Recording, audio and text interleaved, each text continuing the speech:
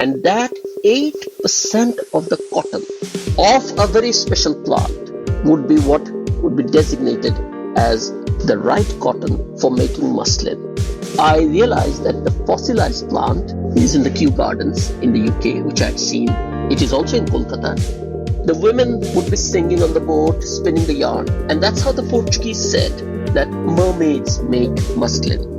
These were the kind of inspirations I had along the journey, listening, collecting, weaving, thinking that why is it that this particular fabric, known to everybody around the world, which belonged over here, was never actually recognized by us, okay? Why is it that this story has been told by the English, the very people who have actually killed it?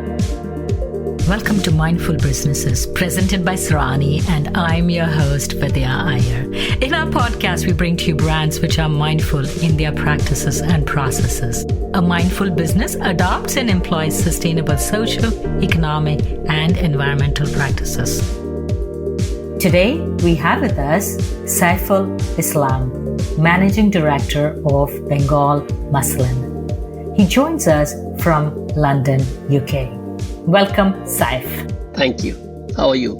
I'm well. I'm so happy to connect with you. I love fabrics myself. I have hundreds of saris. So it was really fascinating to hear about what you do and in your whole journey. Yeah. And, one of the main things with the history that you and I come from is the British conquerors. Most people think of them as coming east for the spices, but they also came for our silks, for our fabrics, for our textiles. Yeah, absolutely right. I mean, as a matter of fact, not only the British, but there was a whole list of people who used to come from the West. And you could almost start with the Romans, because the description of muslin as woven air was given as Ventura Textilis.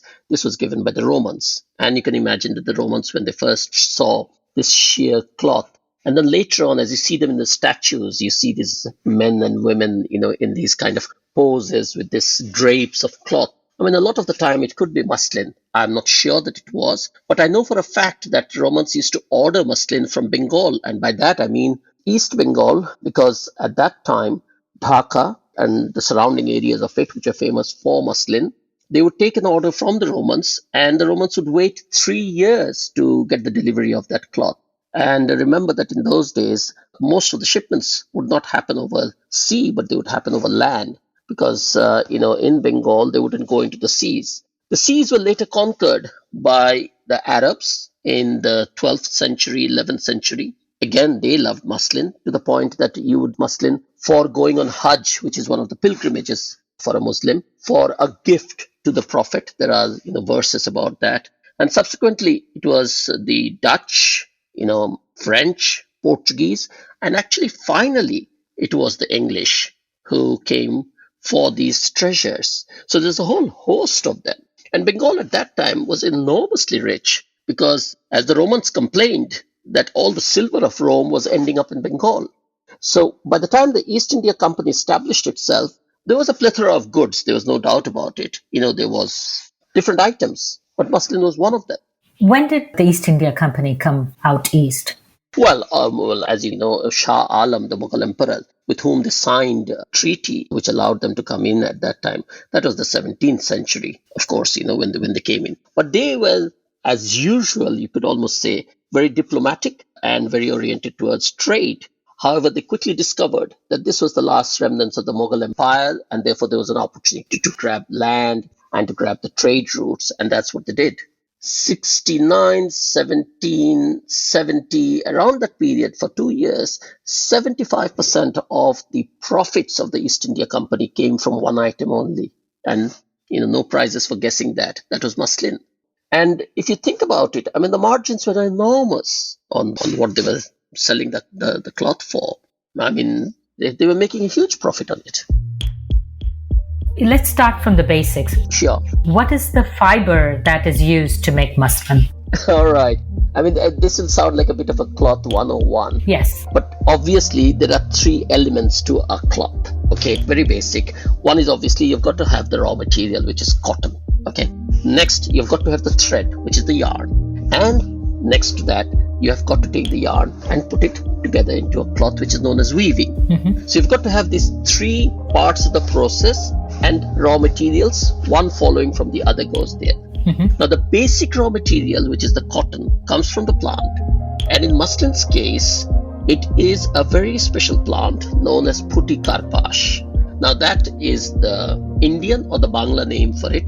Karpash actually means cotton, okay? But in Bangla, we say tulo, as it is said also in Urdu and sometimes in Hindi also. But tulo means clean cotton. Karpash means raw cotton. So therefore, putti karpash, which is the flowering of that. And there's a hint over there, because when you see the paintings of that plant, because there are only paintings left at this point in time, you can see a very distinctive yellow blooming flower. And in terms of its uniqueness, this plant was slightly different from other cotton plants today that you have. Okay, it was smaller, it was reddish colored. Okay, it used to actually flower twice in a year, which is once in monsoon and once in winter, which is amazing, because normally cotton plants hate monsoon because they get all soggy.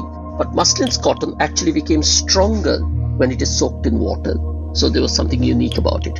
So from that, they would then have a very labor-intensive process of cleaning that cotton and then making it into threads. How would they clean the cotton? Well, first of all, they would pick the cotton and they would just clean it off the raw materials like dead leaves and anything like that. Having done that, they would clean it with the jawbone of a fish. Now, that is a fish known as boal fish, quite a common fish actually. It's a family of the catfish. But they would have a specific size, about 2.5 inches curvature of the jawbone. And the teeth over there are in double rows. And they are, staggered teeth. So that would be the finest comb that you can get on earth. And with that, they would clean it. Okay. Having cleaned it, they would then take that cotton and then use that string bow, which we call dhunera, which has a vibration. Okay. The uniqueness in terms of muslin was because the fiber was so short, the cotton was so precious, that they would never touch the string of the bow to the cotton, but they would actually just strum the bow just above the cotton, thus creating a sound wave. And by creating that vacuum above, the fibers would float up and then settle down. And in that process, you'd only get 8% of the cotton, which means that, if you started with something like a kilo of cotton, you'd end up with 80 grams. That was how fine it was. The bow is the one which kind of fluffs up the cotton. That's right. But in this case, normally, you actually engage the bow with the cotton. Right. In this case, they wouldn't actually let it touch it, but just do it above the threshold of the pile of cotton. Okay. And rely upon the amplitude, the frequency of the sound to separate that fiber. Fascinating. Absolutely. I mean, just to think about it makes my, gives me goose pimples even after so many years of it, that they would be doing this, because they would use a much smaller bow than the normal bow. We have seen, when we were growing up as children, we have seen these dhuneras going around. I don't know if you remember in India. Yes. If you've ever, they would strum that and come, the start of winter, everybody would be rushing out with their quilts and saying, let's get it all fluffed up and all that. Right. But these bows were not the same size. These bows were the size of a child's bow, quite a small one, which the women would only do it. And that's how they would separate it. And that 8% of the cotton of a very special plant would be what would be designated as the right cotton for making muslin. Now they would go even further. They would spin the yarn. And when they spun the yarn, because they needed the proper humidity, okay, which was not always available because they needed high humidity but dry conditions, they would actually put their charka, which is the spinning wheel, okay, in this case, it was a straight spindle, not the round one. They would put it on a boat and they would float in the boat so that the water was all around them and the humidity was all around them while they were spinning the yarn. And so in early morning, which is when they would do it, or late evening when they would do it, okay, the women would be singing on the boat, spinning the yarn. And that's how the Portuguese said that mermaids make muslin, because they thought that these women, their voices coming out of the fog and the underwater, and then muslin is being produced. It made the legend. And so the legend was that the Portuguese said, no, it wasn't mermaids. It was actually women, but it happened in these conditions. Now, once they had made the yarn, that would be divided into three categories. Okay, that out of the finest cotton, they would be doing the fine yarn. And then from that fine yarn, they would actually make a category 1, category 2, and a category 3. And the finest category would actually be the one which went into the body of the sari. And then the second and the second would go into the lower border, and the third would go into the upper border.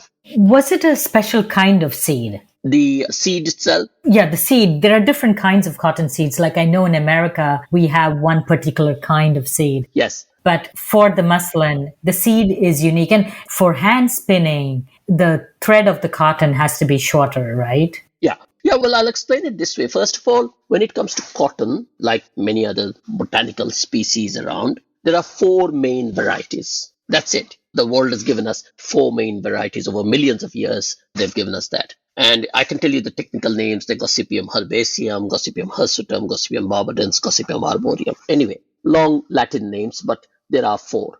Out of those 4, muslin's cotton came from one variety, which was arboreum. The cotton that you see in the States, okay, hirsutum, is another variety.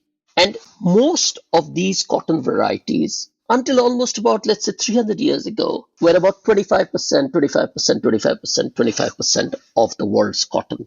Today, the American variety has become 95% because it has wiped out, and this is where my blood begins to boil about this, is that it has wiped out all other local varieties of cotton by simply the fact that it is the best cotton suited for machine purposes. Now, the cotton that was coming for muslin was a variety that was not suitable for machine purposes. And why? Because the fiber of it was short, and the fiber that they needed for machines was long. That was one of the reasons why. However, there were other reasons why the fiber for this particular cotton that came from this particular seed was special. Okay, it was the cross section of that. So what happened is that, yes, these seeds were so precious that farmers said that they were more precious than silver.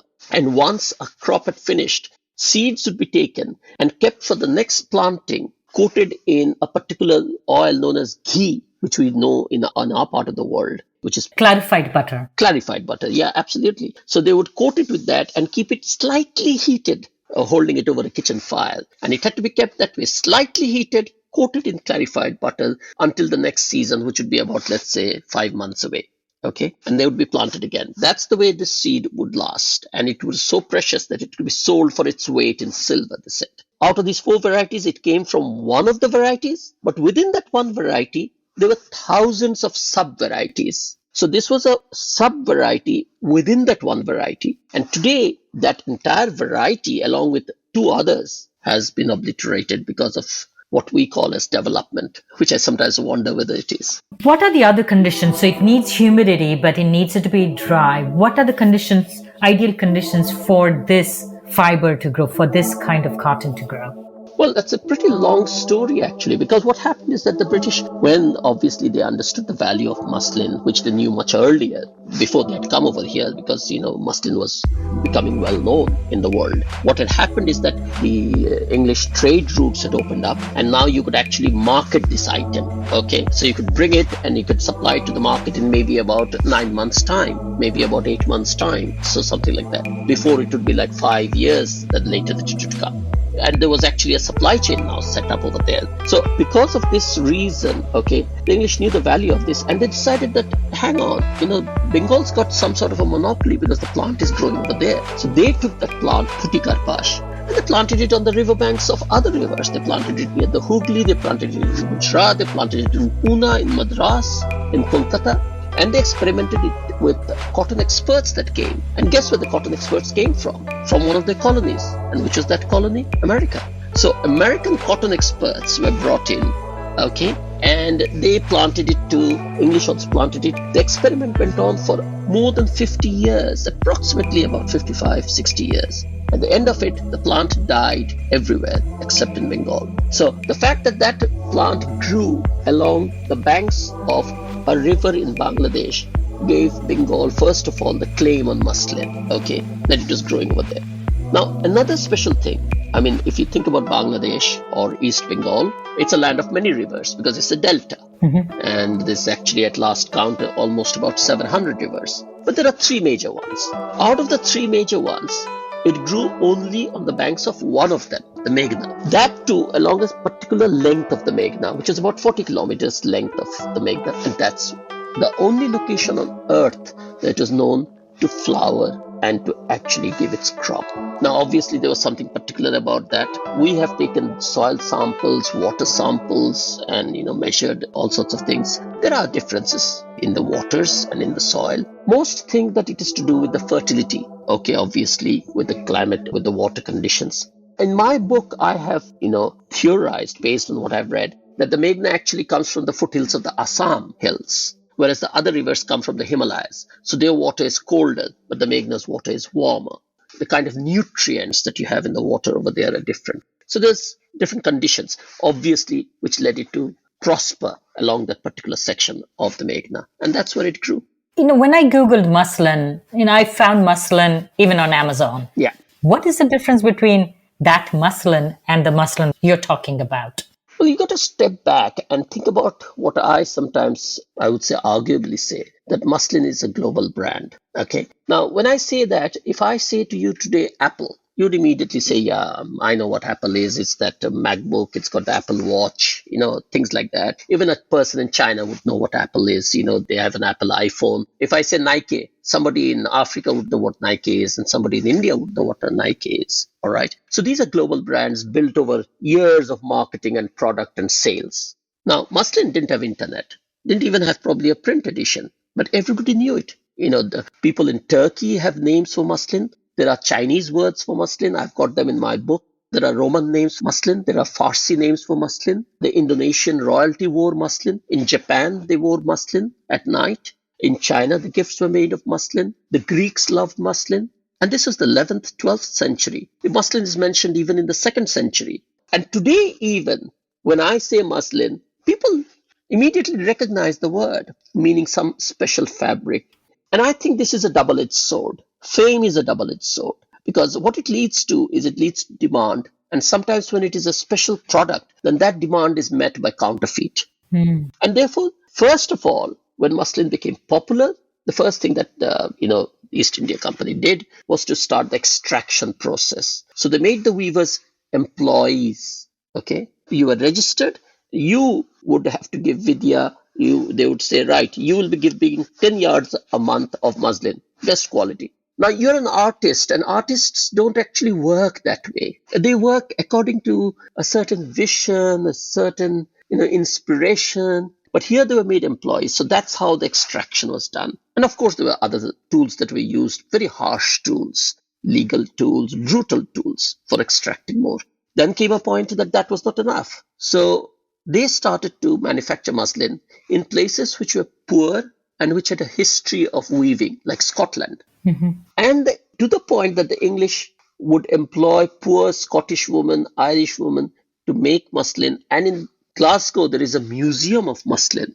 And when I went there, they said, this is our history of muslin. I said, that's no history of muslin. That's just the fact that you were asked to manufacture it. There's a whole floor on muslin in Switzerland because the Swiss loved it in a country which is so cold. So to me, these are the things that people did in order to build credibility of their manufacture. But the point is that the East India Company brought that knowledge back, told the Scottish woman to get along with it, who did it. Now, people would know the difference between that muslin and this muslin. So here comes the marketing. The English called it imperial muslin. Imperial muslin was the muslin they made in Britain, in Scotland, whereas the Indian muslin was the one that was the real one, the original one. But in order to fool the people, they would put spices inside those clothes. So they'd put cloves and cardamom inside it. And when customers would open it in their shops, they would say, it's just come fresh from Bengal. You can almost smell the spices in here. Now, this continued to the point that today, if you go on Alibaba, there are 128 different varieties of muslin. Not a single one of them is muslin. You go on Turkey, there is muslin. You go to America, they wrap babies' bottoms in muslin. They make jam in muslin. Those are not muslin. Those are cheesecloth, okay, which is just, wide, weft and warp, wide gapped, loose, very loose woven cotton cloth. What I often say is that muslin was light, white, okay, and cotton. But everything which is light, white, and cotton is in muslin. So everything that is here today in the world today is not muslin.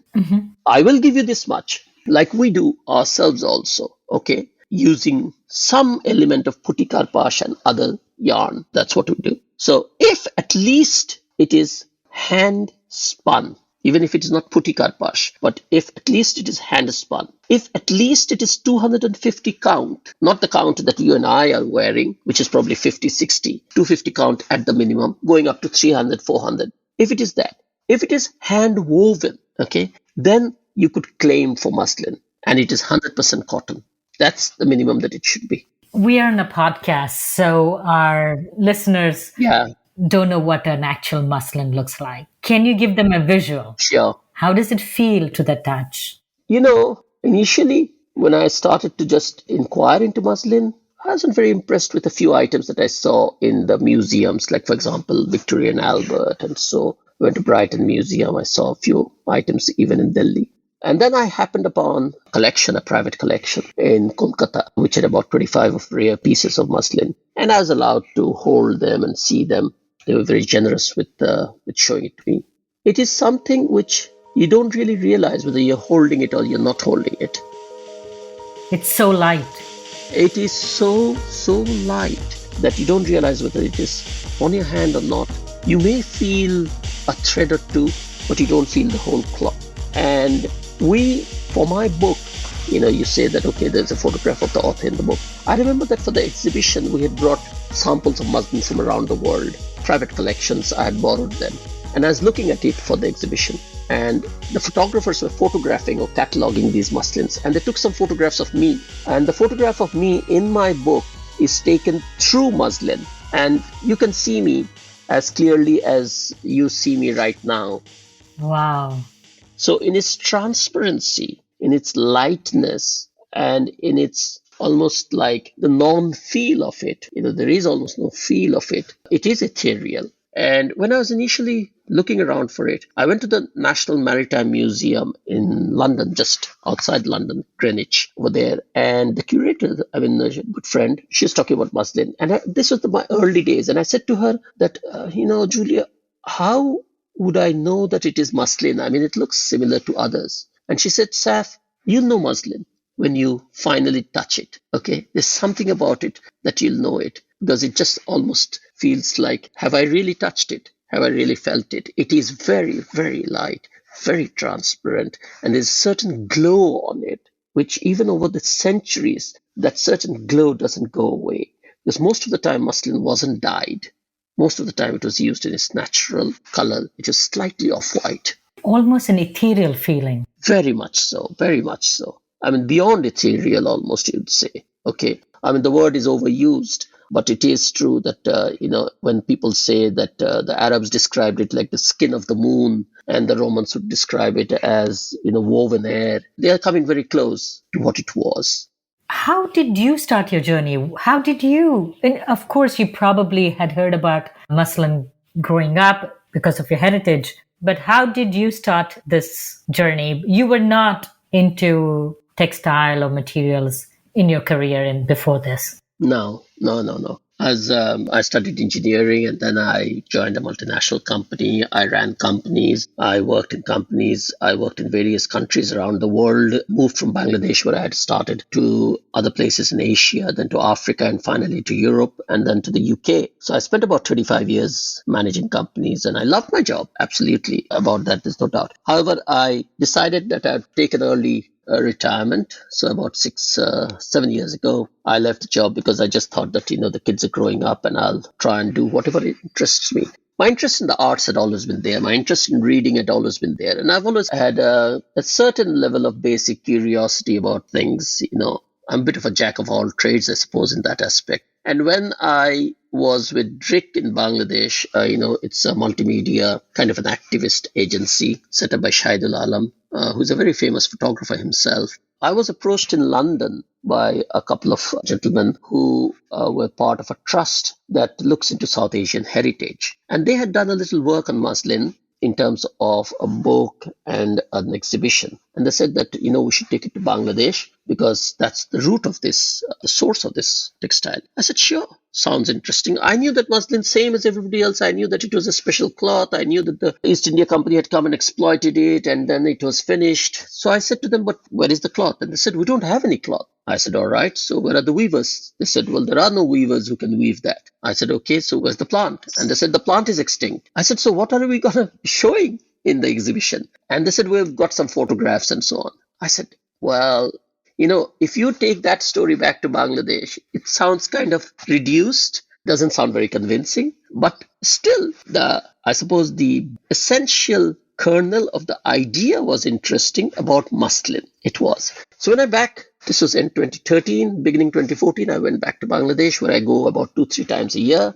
I discussed it with the people over there, and they said, that's you need to know a little bit more. So I read a few articles, and I read about this plant that grew. And for some reason, I said to the guys that, look, that plant isn't there. But you know what? The rivers are still there, even though they've moved course. Let's just sail those rivers and talk with the people if there's any kind of a memory in the land about it. Not the memory that is there in the libraries, but amongst the people. And we started sailing from, just outside Dhaka, this place where the muslin plant grew, Kapasia. And from there, we started sailing, going to villages, collecting plants, talking with people. And older people, especially Hindus, remembered the stories, maybe third generation or something. Because Hindus, they revere the cotton because of the cotton thread that they put around their neck, because of the wick of a lamb. And they talked about it in very reverential ways. They would say, oh, yes, remember that, and it was a soft cloth. I never saw it, or my great-grandmother had it, and so on. But everybody had a certain, I would say, nostalgia, respectful nostalgia about it. It wasn't like people were saying, oh, forget about it, that was in those days. Today we have nylon and we have synthetics, why bother about it? Nobody said that.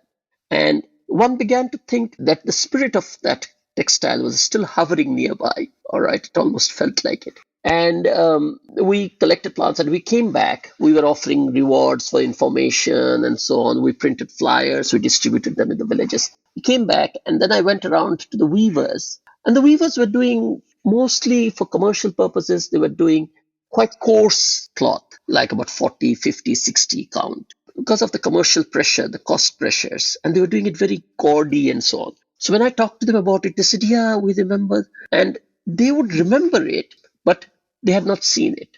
And these are traditional weavers, right? Yeah. These are 4th, 5th, 6th generation weavers. Absolutely. They are weavers. And there's a story about it. I mean, there are songs that weavers use for weaving, okay, known as shlo in Bangla. They help them to weave, okay, that the 4th thread goes down, the 5th one comes up, and like that, they remember it. Like a rhyme. Like a mnemonic. Okay. Absolutely. You have these 30 days at September, April, June, so you remember that. So they would have these. And I remember one gentleman had collected some of them. And I remember I showed the 2 opening lines to my weaver, who ultimately worked with me. And he recited the whole poem. And I said, Alamin, that is his name, master weaver. And I said to him that, what's the meaning of that? He said, I don't know the meaning. I said, where did you learn it? He said, I don't know who taught it. I said, what does it mean? He says, I don't even know what it means. I said, so where has it come from? He says, I don't know. I just know I know the poem. So there is something within the unconscious memory, human, communal memory, I would say almost. Not an individual memory, but a communal memory. That this provoked them, okay? Which made you think that, the thread is there, to literally use that metaphor. When we started asking them to weave, they said, we do 50, 60 count. You are asking us, because I told them it's no use doing, if you're doing 60, no use doing 70. Let's go for broke. Let's go for 300. They said, that's impossible. So we tried it for about 2 months. Then the whole village revolted. They said, no, we don't want your money. We know you're paying us. We don't want your money. It's just driving us crazy because we don't make any progress. So I remember I went there with my projector, slide projector, and everything in my laptop and everything. I gave a presentation on muslin to all the villagers. And they listened in rapt attention. At the end of it, they said, we will do it. Okay, it's part of our identity, because everybody wishes to be recognized beyond remuneration, right? You want to earn a living, but you want to earn a living in a manner where people, applaud you for it, okay, rather than look down upon you. And the weavers were the same. So that's why they took it up. So these were the kind of inspirations I had along the journey, listening, collecting, weaving, thinking that why is it that this particular fabric, known to everybody around the world, which belonged over here, was never actually recognized by us? Why is it that its story has been told by the English, the very people who have actually killed it? It's fine. I applaud them for the fact that they've told the story, but they don't mention Bangladesh. So to me, it was a sensitive point that our country's heritage, robbed by others, told by others, could not be claimed by us. Therefore, I thought, okay, let me try my best. At the end of the day, I was not a natural fit, but I suppose I had the tenacity to put that information together, to also at one stage, because we had no intention of weaving, but at one stage we thought, people always feel it is not tangible if they don't see it. Okay, and that make it tangible. Let's do the weaving also. Let's look for the plant. And that's how, the ball started to roll. How did you find the plant? How did you find the seed? Well, this is where I suppose engineering comes in, because I always say, if you want to spread the word, you have to tell the story. Human beings love stories. However, if you want to establish the fact, then you've got to have measurable data. So it is the same for, it's great to say it's ethereal and it's gossamer-like and all that. But hey, show me the color, show me the plant, all right? So I realized that the fossilized plant is in the Kew Gardens in the UK, which I had seen. It is also in Kolkata. Okay, the fossilized plant, about almost 200 years old, but it's dead. I mean, you can't do anything with it. The seeds are also along with the plant. Sometimes the seeds are there, but they're dead. What you could do is you could collect them and do the DNA test. Okay, and so we did it with university in England. We established a certain DNA. So this is where the science comes in. Never mind the legend and the stories and all that stuff. And then we did DNA of the samples we had collected. And one particular one came about 70% match. Now, these matches can vary. And that's where we have come to in our search. Maybe, and we have been cultivating it, growing, using some of that cotton as a filler, not as the main yarn, but as a filler as we do it. But that's how we started to match it. So we are doing it not on the basis of stories, okay, alone, but of scientific facts that can speak for themselves. So if I understand correctly, so you obtained the DNA. We obtained the DNA. We obtained, first of all, the samples of the dead plant, okay, from Kew Gardens. We then did the DNA profiling, which took months. It's a very complex thing, plant DNA. We did that and we found out the DNA of the old plant.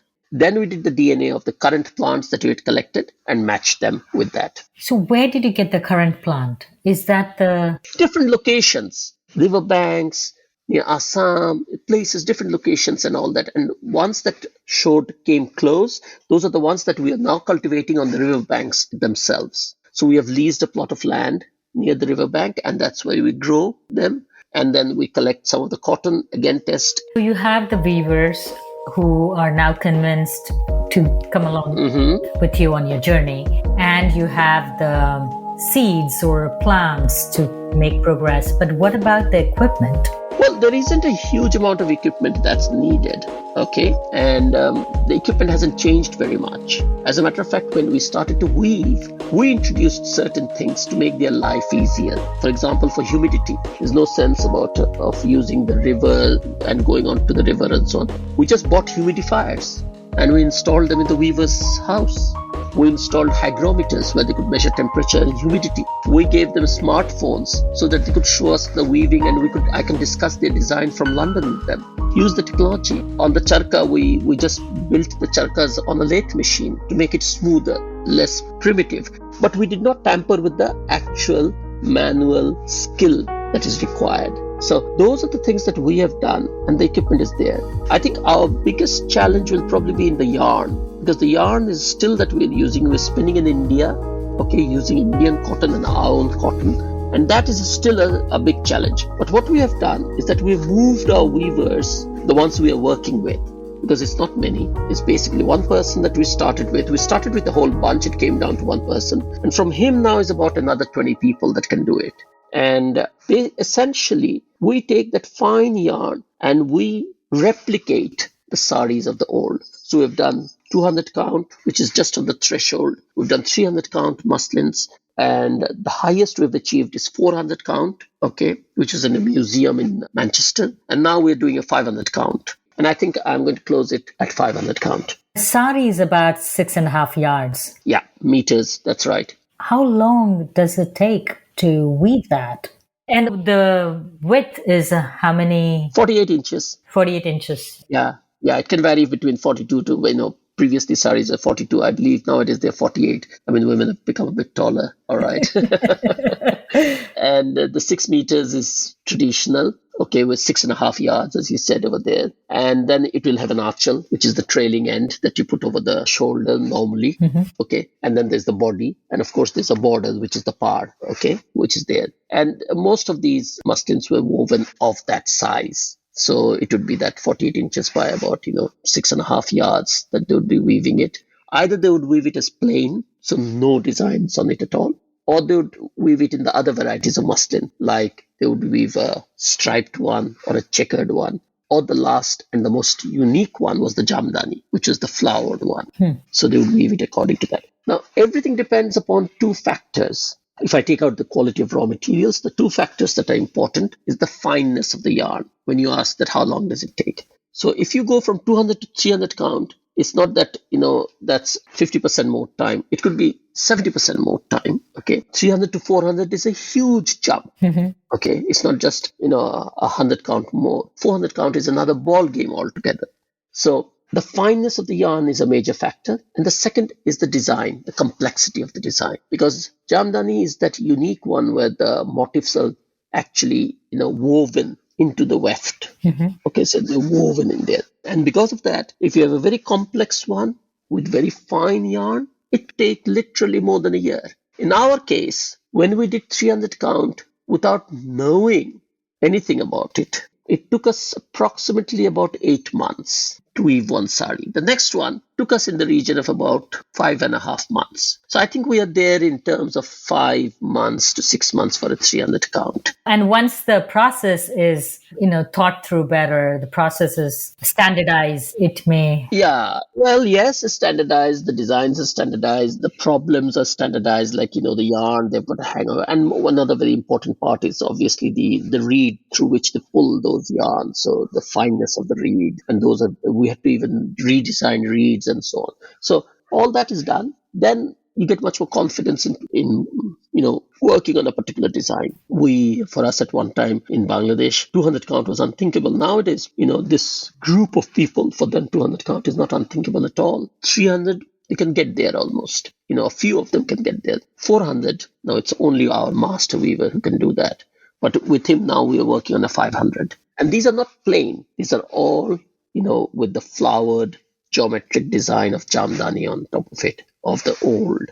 And the one in the museum is just as see-through as the one that you have seen now, or even more than that almost. Can one purchase these saris? Yes, they can. I mean, initially, my intention was to ensure that people believe that we can do it and we can replicate it, okay, to give confidence to the buyer and to the weaver, okay, that it can be done, to establish the credentials, you could say. But once now that I know that we can do it, 200 count is what we are selling, 300 count we are selling. And just last month, a lady has placed an order for a 400 count, which I told her that, look, I'm not going to give up my 400 count. I'll make a new one for you, but you'll have to wait a long time and it will be very expensive. And she said, I don't care about the expense. I don't care about the time, but I want one. So she's probably going to have one. So how much does a 400 count sari made in muslin, Dhaka muslin, cost? Price is about $6,000. Could be a bit more, okay. If you go for more complex or something, we're not going to go for more complex. It's really a very beautiful sari. I can send you the pictures of it,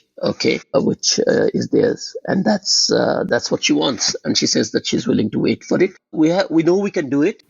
Okay, so we'll try and do one. So it's a piece of history. It's a work of art. At this point, it's not a piece of clothing. Two things. One is that they're each of them unique because you can't have another one of the same one. So it is unique. It's like an art. It is a heritage because it obviously has enormous roots that go back about almost 800, 900 years back. And it's something that I think just stays in value. I mean, if you treat it well, then it stays in value with you. And I do insist that my weaver puts his name on the sari, just like an artist puts their name on a painting, because I think it's a work of art. So at the trailing edge, he weaves his name in, so that this is his creation. And these are creations. So all these saris are by order only at this point. At this point, except for the 200 count, we have a few of them which are available through our website www.bengalmuslin.com. So on that, if you go below, there's one place called Muslin Bazaar, and in there are designs and products. So you can see the designs over there, and the 200 counts, very beautiful ones over there. They are available, okay, for sale, because we can replicate them almost without a problem. The problems start from 300 upwards, that we are not that sure about it. It does depend upon a few factors. But 200 counts, yes, they are available and they are in stock, a few of them. 300 counts are on order. 400 count is on very special order. Mm-hmm. So you've been on this mission, shall we say, for about 7 years. Well, time's flown, hasn't it? Yeah, 2014. Yeah, I guess this is the 7th year, 6 years. How do you feel? Do you feel you have accomplished something? You have revived something? How do you feel? Personally, I feel very nice every time I meet the weavers. I like to feel as if there is reflected success. It's not me, or may I dare say you, as a matter of fact, because you, I, and others aren't really the discoverers. We are the transmitters. We're the people who have collected their effort, showcased it, packaged it, and presented it. And we are a very important medium, there's no doubt. But that's what we are. We are the medium. The real people, the real artists, and the real heroes are the women and the men, who are behind the craft. And often, their names are unknown, their efforts are unknown. And they have to undergo this trial of having to buy materials, to manufacture goods, and then to also do the marketing of it. I mean, that's a lot to be asked from any one person to be doing. An artist to do marketing also, and to do negotiations of that. So I feel good about it when I see that. I also feel good when I see the slightly expanding community of confidence that has come. So where there was only people doing maximum, they did 80 count. Everything was in the region of 60 count. Today, when I walk over there, some of the weavers tell me, hey, Saif, come on, let's start at 300 count. Come on, bring us a design for that. And they're like, oh, we can easily do that 200. That's not a problem. Even my younger brother can do it. Mm-hmm. So this is a nice feeling to have. And the other thing that I like is, the book is fine, the movie is fine. But I've also, I think, mentioned to you that I converted the book, you could almost say, into a comic book for children.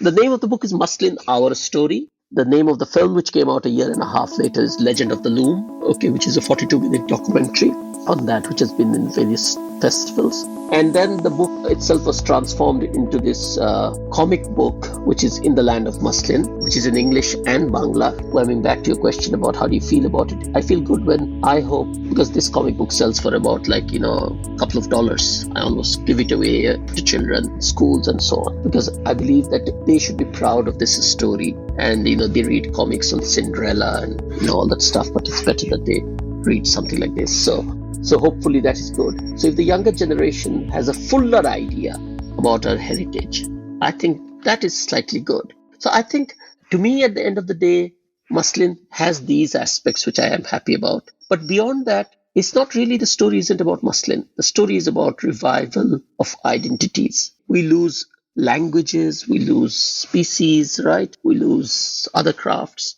And if one can have this urge to repay back to the land and to the society, repay some of what we all have taken, like you are doing these podcasts, similar to that. There's a sense of, let's give something back. I think that's a good feeling.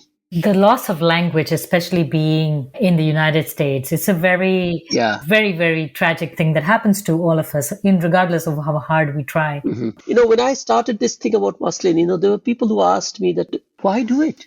Who's going to wear it? It's so expensive. You expect it to really make any sense besides all this fine machine cloths and all that is available and so on. And my kind of rationale, if you call it that, was that I said, look, you don't have a turkey every day of the year. You have a turkey when there's a special occasion. You don't wear a fancy suit every day of the year. You wear it on a special occasion. Muslin was never an ordinary item. Quite literally, it was a bourgeois item, a luxury item, royalty. It gave you a sense of power and privilege.